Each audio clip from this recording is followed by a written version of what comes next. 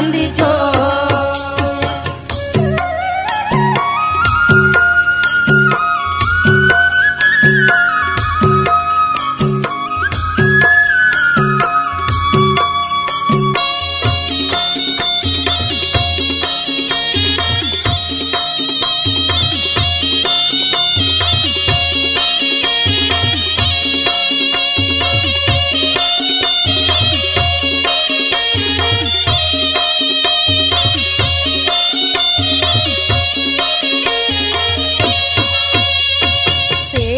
कमाल है पूरा इनका सजाऊं का, सेता कमाल है पूरा इनका सजाऊं, पूरा इनका सजाऊं का, पूरा इनका सजाऊं, पूरा इनका सजाऊं का, पूरा इनका सजाऊं का।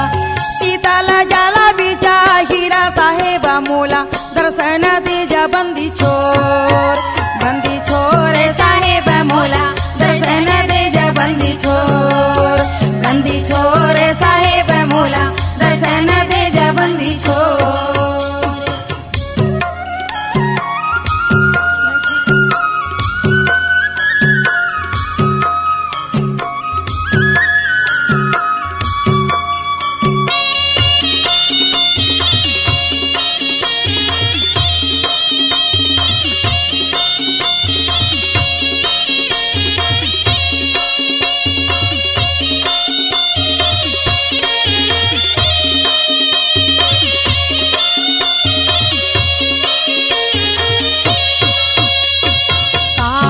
संतो सुनो भाई साधु, कहत संतो सुनो भाई साधु, सुनो भाई साधु, सुनो भाई साधु, सुनो भाई साधु, सुनो भाई साधु।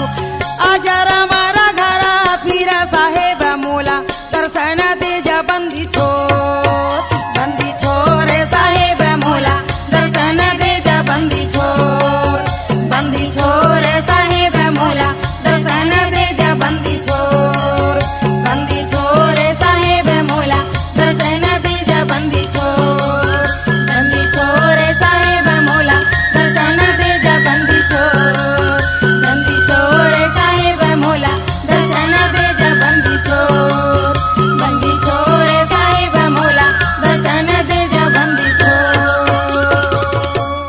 रातन सारा जला जल दिखे, रातन सारा जला जल दिखे, धरती कहाँ ठहराया बनाने वाला कैसा सृष्टि बना। एसबी म्यूजिक कंपनी प्रस्तुत करते हैं छत्तीसगढ़ के अंतर्राष्ट्रीय दूरदर्शन कलाकार महान गायिका श्रीमती उषा बारले व संतूलाल जांगड़े के सुमधुर आवाज में चौका आरती सृष्टि विस्तार भाग 1।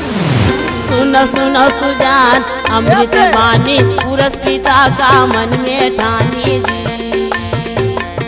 सुनो सुनो सुजान अमृत वाणी पुरस्कृता का मन में ठानी जी। क्या हो सकता बोलैया पिता मुक्ति के मारा गा बता दे जी, ये जी सता बोलैया पिता मुक्ति के मारा गा बता दे जी।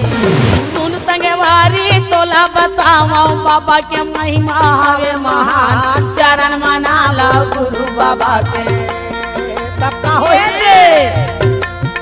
ये काया हमर अमर होई जाए, चरण मना लो गुरु बाबा के।